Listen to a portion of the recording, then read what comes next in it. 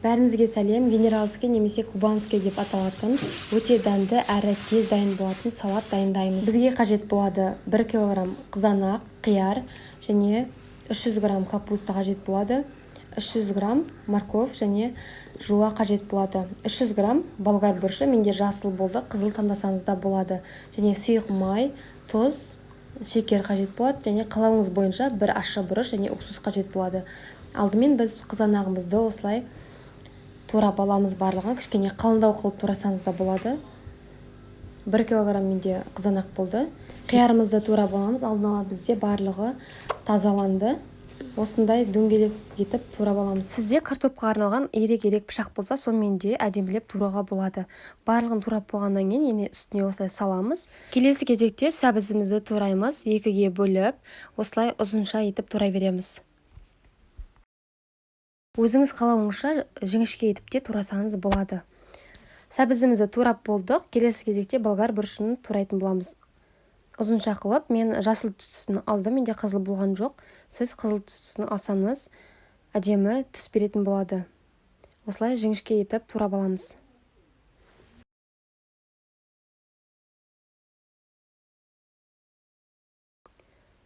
Бұрышымызды турап болдық, үстіне саламыз. Бізде соңғы қоспасы жуамызды тураймыз. Жуамызды жіңішке етіп жұқалап турап аламыз.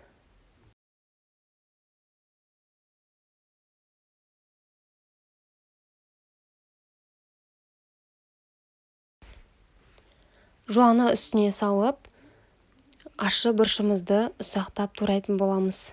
Өзіңіз қалауыңызша бұрышты қоссаңыз да болады, қоспасаңыз да болады, бірақ қоссаңыз өте дәмді болып шығады.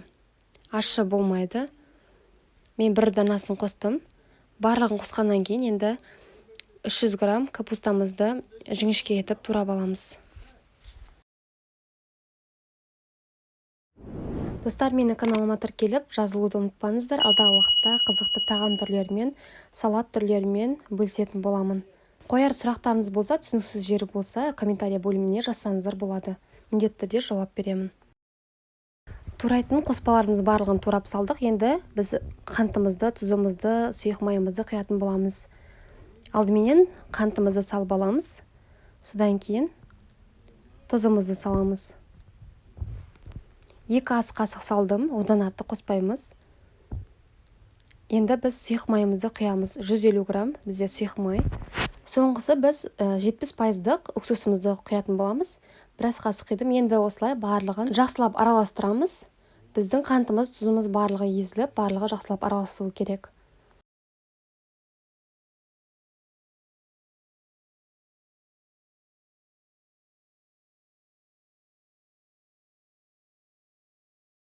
Біздің салатымыз дайын болып қалды. Осылай барлығын жақсылап араластырғаннан кейін 2-3 сағатқа осылай қалдырамыз. Маринадталуы керек, барлығы сіңіп, содан кейін оған дейін біз банкілерімізді ішін тазалап жуып, залалсыздандырып, яғни қайнатып аламыз. Сосын крышкаларын барлығын қайнатып, осылай салаттарымызды бір-бірден сала бастаймыз.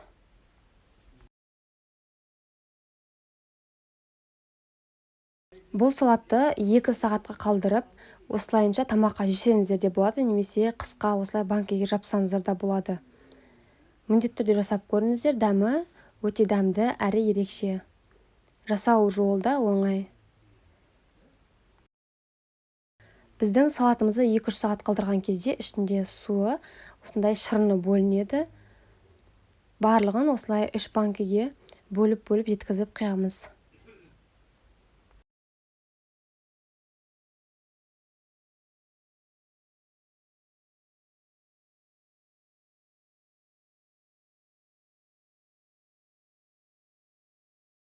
Дәл осы рецептпен жасасаңыздар 4 литр салат шығады. Менде 1 литрліктен жасадым және 1 банкіден 2 литрлік жаптым. Барлығы толықтай жетеді.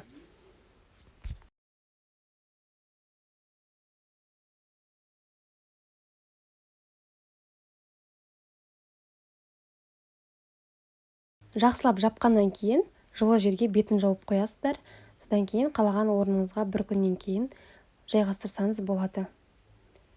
Қорықпай жасап көрсеңіздер болады, өте дәмді салат. Барлығын жауып болғаннан кейін бетін жауып бір күнге қоямыз. Содан кейін қалаған орныңызға қойсаңыз болады. Назарыңызға рахмет.